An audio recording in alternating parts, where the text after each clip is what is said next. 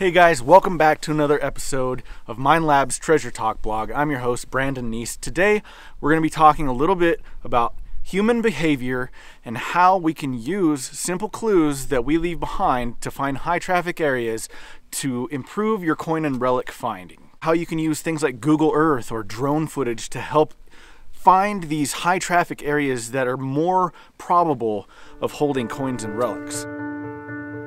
Metal detecting large, vast, empty spaces can seem overwhelming, but one of the things that you can try to do to narrow your search down is look for high traffic areas.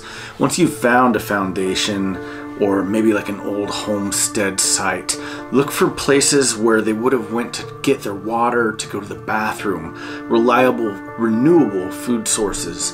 Anything that they would have traveled to and from frequently, that's what I identify as a high traffic area. If I'm not getting coins or relics out of these high traffic areas within, half an hour or 45 minutes, I'm on to the next site. I'm not going to waste a whole lot of time there, because if I haven't found anything in these high traffic areas, chances are that the site in general probably doesn't have a whole lot to offer.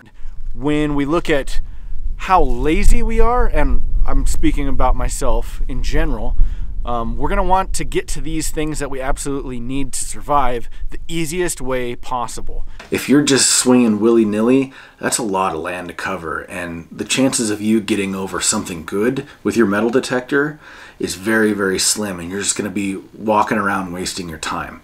So look for those areas, look at the lay of the land. Which way was the front door facing? If you've only got a foundation, think about the area that you're in. Which way does the wind constantly blow out of?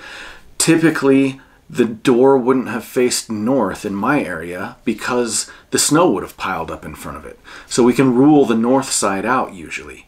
And typically it wouldn't have faced west either because the wind almost always blows from the west here.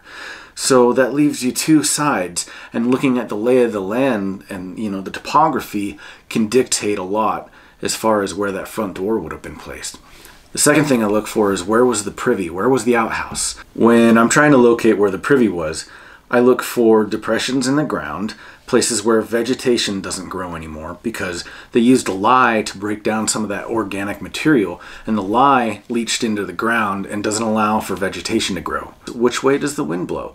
Well, like I said, here it blows out of the west, so I know that typically they're not going to have an outhouse, where the wind is just blowing the smell into your home. It's going to be downwind and typically going to be downhill as well, and kind of farther away from the water source because they don't want to contaminate their drinking water. So if you take those three things and start to draw the picture with the topography, you can usually narrow down where that privy was. Where are these people getting their water from? It's going to be the same source, a reliable source daily, and the footpath that they travel to and from that water source is going to be a high traffic area. Were there other structures nearby? Was there pens or arenas for housing livestock and other animals?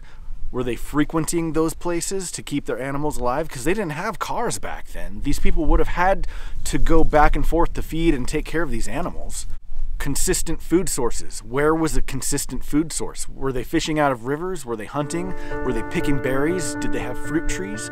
All of these things need to be taken into consideration, especially if they were a renewable source, something that they would have been going back and forth to on a constant basis. High traffic areas.